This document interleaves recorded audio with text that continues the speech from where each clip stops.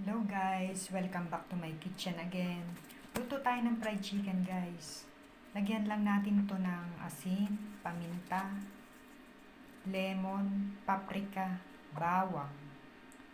At ibababad lang natin siya for 30 minutes para masumuot yung lasa. Nagmix-mix din ako guys ng harina at cornstarch.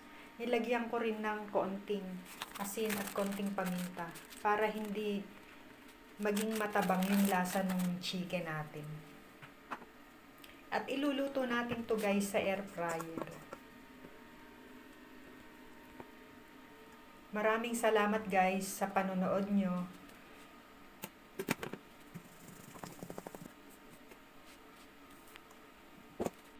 Thanks for watching guys. Bye-bye. See you next video. Maraming salamat po.